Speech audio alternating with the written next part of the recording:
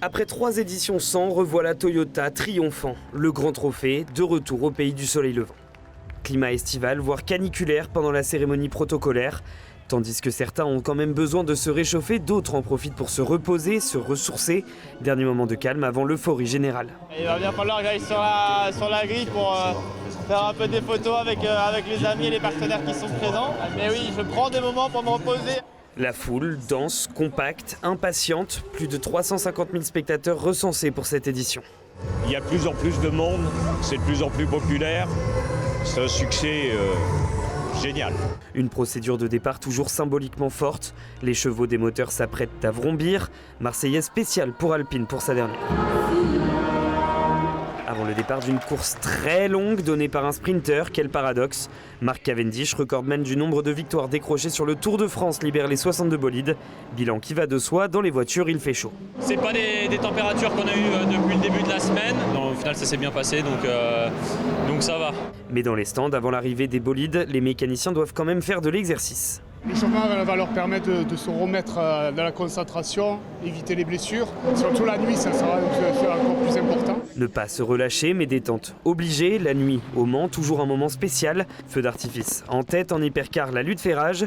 Toyota en embuscade, BMW et Cadillac se livrent déjà une belle bataille. C'était le plan en venant ici être devant. Je pense que les Cadillacs sont un peu plus rapides que moi. La Cadillac 38 pilotée par le Manceau, Sébastien Bourdet qui peut légitimement envisager enfin la victoire en catégorie reine. C'est grosse bagarre avec les voitures devant, donc j'espère qu'on va pouvoir continuer à tenir le rythme et être dans le fight jusqu'au bout. Malheureusement, le sort s'acharne, encore. La direction assistée lâche dans la nuit, espoir douché, voiture immobilisée, rideau abaissé. En LMP2, Duquesne a pris la tête, suivi de très près par les Inter-Europol. Quelques secondes à peine séparent le trio de tête, avant que le malheur des uns... C'est les freins qui ont cassé. Il est resté 3 heures et quelques. 3 heures à pousser comme des animaux, c'était le plan, et on n'a même pas eu l'opportunité de le faire. Donc, c'est pas la première fois que le monde fait du mal. Bon, ça va quand même être dur à encaisser. Ne fasse le bonheur des autres. Les 2 voitures de l'équipe polonaise en route vers un doublé. 2 victoires consécutives d'ailleurs pour la numéro 43. Les 2 voitures étaient dans le coup. On a choisi des stratégies différentes. Dur à encaisser pour l'équipage de la 343 en tête une partie de la course. On n'a pas été chanceux à la fin avec les safety cars, les slow zones, et puis notre stratégie n'a pas forcément été optimisée, donc c'est un peu dommage. En GT3, c'est la Corvette numéro 33 qui s'impose, animée par un supplément d'âme. J'ai eu un accident à vélo en montagne il y a 9 semaines. Mon bras devait être complètement reconstruit. Le docteur a dit que je ne pourrais pas être là. Alors gagner ici, c'est vraiment spécial.